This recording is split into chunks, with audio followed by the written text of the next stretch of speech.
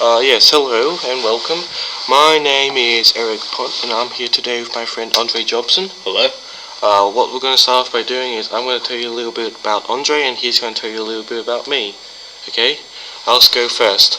Andre is 5'8", American, and his only friend is a lobster. And this guy over here, Eric, he is Australian or Australian Asian. It's described as Eurasian. He is 6 feet and he is gay. It's not gay if it's in a freeway. So let's get down to the topic. Okay, so we're going to be talking about Macbeth. Macbeth? Or is it Macbeth, bro? Macbeth. Whatever. Keep thinking about meth. Can't stop. Okay, let's see. I'll give you a quick summary of it, of what happens for you people who are unfamiliar. Let's see. It starts off with a bunch of witches talking about shit, but nobody cares about them. And then Macbeth has won a fight and becomes Thane of Cawdor, but he doesn't know that yet. So so on the way back, he's with his friend Banquo, his best friend, and he meets the witches, and they're like, "Oh, hail Macbeth, Thane of Cawdor, oh, hail Macbeth the king, bloody dee blah blah blah." And then they're like, "Oh," and it's like tells Macbeth that he's not going to be king, but his children will be. And Yeah, and basically Macbeth gets the power to do whatever he wants because he kills the new king. Yeah, he kills King Duncan. Because he doesn't want to, but his wife convinces him to. Cause yeah, you could say that. But yeah, just two evil people in general.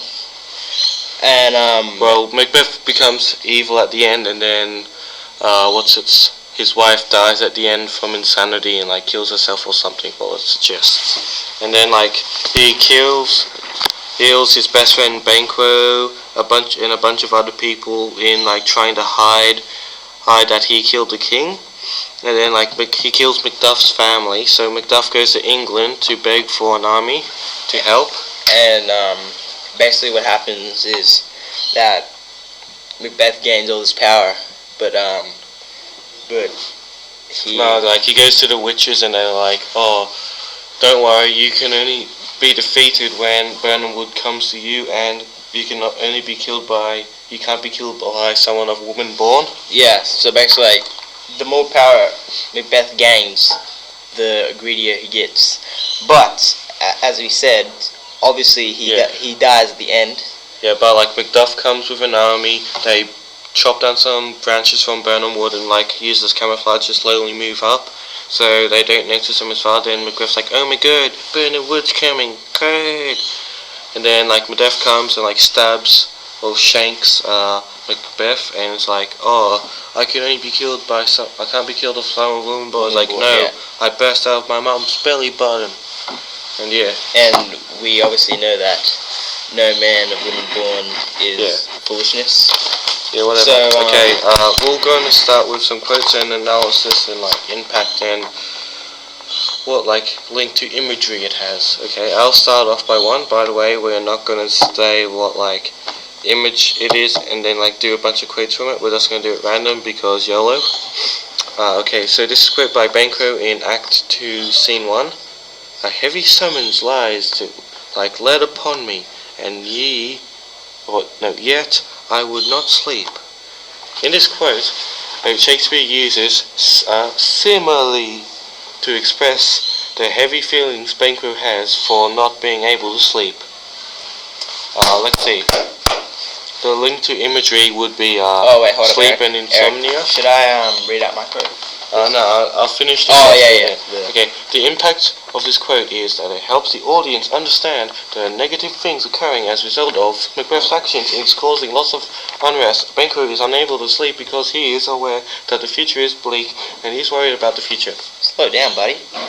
And here's one of my quotes that I found from the play, Act 2, Scene 1. I see thy still and on the blade and dungeon gouts of blood, which was not so before. This analysis is direct address. It creates a strong link between Macbeth and the dagger, and it shows the strength of his hallucinations.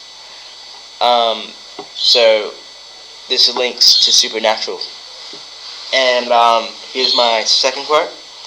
Act 5, Scene 1. Here's the smell of the blood still. All the perfumes of Arabia will not sweeten this little hand. This technique is olfactory imagery, because he is describing the smell, and that is smell of imagery. What smell? The smell of King Duncan's blood. The impact on the reader can easily identify the imagery happening. The blood on their hand is the king's blood. Basically, this gives the reader a perspective on the character's guilt. As said, not even the perfumes of Arabia will not sweeten it. This links to blood. Okay, I'll say my next quote. Okay, this is a quote by Macbeth in Act 2, Scene 1. Same one as before, as Banquo's first quote. Okay. Now, over the half-world nature seems dead, and wicked dreams abuse the curtained sleep. And this is in this quote, Shakespeare has personified the dreams as abusing sleep, as also personified nature by saying that it is dead.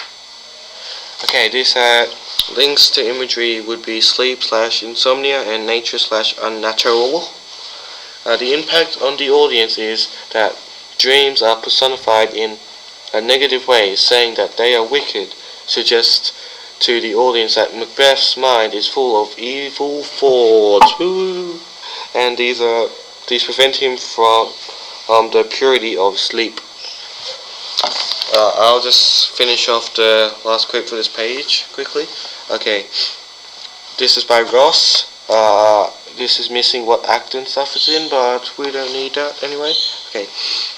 And Duncan's horses turned into nature, broke their stalls, flung out, and then this next part said by an old man. "'Tis said they did eat each other." In this quote, Shakespeare has used powerful verbs such as broke and flung to highlight the wildness of the horses.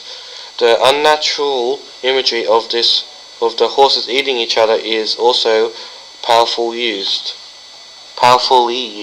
This would go in the imagery of nature and unnatural. The Elizabethans believed that the murder of the king would throw the natural world into chaos. This is reflected all throughout the play through imagery such as this of horses turning wild and eating each other, or one another. And here's my third quote. Blood will have blood. This technique is repetition, and it also personifies blood. This creates an image in the reader's mind of the amount of bloodshed caused in the play, which links back to blood. And my last but not least quote. Well, there are some more quotes to say. Bleed, bleed, poor country. In this quote, Shakespeare uses personification. He describes the country bleeding in a personified way. This makes the reader think drastically about the events occurring in the country. Okay, we're nearly out of time, so I'm going to have to quickly say these next two quotes as fast as I can. Okay, so I'll try and make it as understandable. Okay, let's see. Will great Neptune's ocean wash this blood clear from my hands? 1.3, so I think it's like, I don't know. Okay, this is allusion/myth because, like, was it allusion, saying as that a god's ocean was unable to, like, wash the blood off his hands. Like, this would fit into blood/supernatural and, like, make the audience think that the crime is, like, 100 times worse because, like, a god's powerful ocean cannot fix it. And the last quote for today, unfortunately, because I know how much you love to listen to our fabulous voices, is foul is fair and fair is foul. In 1-1. It's like one of the first things that dumb witches say, okay? Alliteration is used in this for like the saying using F over and over again, like 4 times, which is quite a lot. That's like 4 fingers. And let's see, equivocation. This would have gone in equivocation. This would like confuse the reader, for it is going against itself. And thank you for listening, everyone. This is all the time we have for today. And please subscribe to us on Eric's YouTube account. I've no idea if I'm actually going to put this on YouTube. So if you're watching this on YouTube, you should subscribe, even though if I only have 2. And Chamchong out. Falling now, I'm like falling now.